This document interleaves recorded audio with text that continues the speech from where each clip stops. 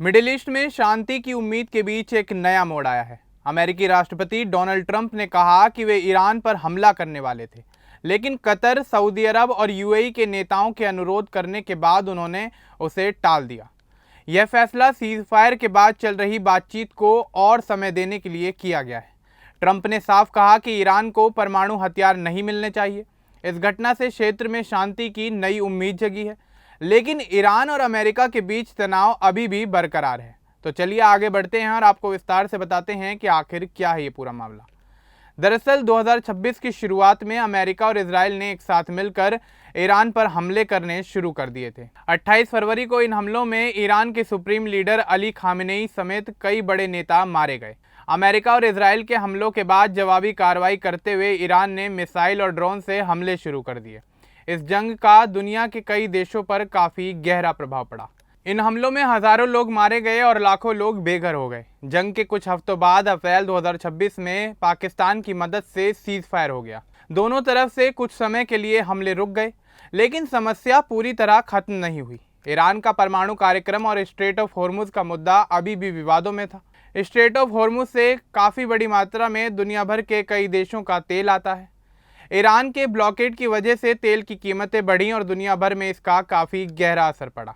Trump ने बार बार कहा कि ईरान को परमाणु हथियार नहीं बनाने दिए जाएंगे। उन्होंने ईरान को समय सीमा भी दी। दोनों देशों के बीच बातचीत हो रही है, लेकिन पूरी तरह से कोई समझौता नहीं हो पाया। मई 2026 में फिर से तनाव बढ़ने लगा। अमेरिका ने ईरान पर एक बार फिर से हमले की तैयारी शुरू कर दी। 18 मई 2026 को ट्रंप ने ट्रूथ सोशल पर पोस्ट करते हुए लिखा कि मंगलवार 19 मई को अमेरिका द्वारा ईरान पर हमला करने की योजना थी, लेकिन कतर के अमीर तमीम बिन हमद अल थानी, सऊदी क्राउन प्रिंस मोहम्मद बिन सलमान और यूएई के राष्ट्रपति मोहम्मद बिन जायद अल नाहयान ने उनसे अनुरोध किया कि हमला टाल दें। ये नेता बोले कि गंभीर बातचीत चल रही है और एक अच्छा समझौता हो सकता है। ट्रंप ने इन नेताओं का सम्मान करते हुए हमला टालने का फैसला किया। उन्होंने war secretary Pete Hegseth, joint chiefs के चेयरमैन जनरल डैनियल केन और सेना को निर्देश दिया कि कल हमला ना करें, लेकिन उन्होंने साफ कहा कि अगर समझौता नहीं हुआ तो पूरी तैयारी के साथ हमला करने के लिए तैयार रहें। ट्रंप ने ट्रूथ सोशल पर किए हुए पोस्ट में जोर दिया कि कोई भी समझौता ईरान को परमाणु हथियार नहीं देगा। यह पूरे मिडिल ईस्ट और दुनिया के लिए स्वीकार्य होना चाहिए। इस फैसले के बाद तेल की कीमतें थोड़ी घटी क्योंकि बाजार को शांति की उम्मीद हुई, लेकिन पूरी तरह से शांति अभी दूर है। ईरान ने कहा कि वह बातचीत में अपनी गरिमा के साथ आएगा। अमेरिका में कुछ सीनेटर जैसे लिंडसे ग्राहम ने सख्त शर्तें रखी हैं, जैसे ईरान यूरेनियम संवर्धन बंद करे। पिछले हफ्तों में पाकिस्तान, चीन और दूसरे देशों ने बातचीत में मदद की, लेकिन दोनों तरफ अविश्वास बरकरार है। ईरान पर आर्थिक दबाव और ब्लॉकेट जारी है। अमेरिका ने अपनी सेना को तैयार करके रखा हुआ है। यह घटना दिखाती है कि क्षेत्रीय नेता शांति चाहते हैं। कतर, सऊदी और यूएई खुद इस जंग से प्रभावित हैं। वे नहीं चाहते कि जंग एक बार फिर से शुरू हो और उनके क्षेत्र को युद्ध का नुकसान झेलना पड़े। ट्रंप का यह कदम रणनीतिक भी है। वे बातचीत का मौका दे रहे हैं, लेकिन सैन्य विकल्प खुले रखे हैं।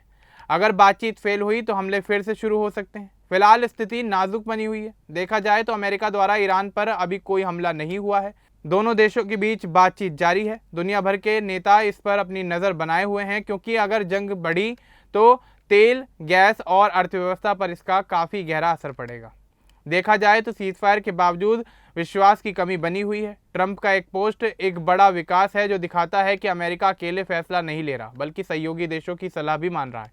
भविष्य में क्या होगा यह ईरान और अमेरिका के बीच बातचीत पर निर्भर करता है।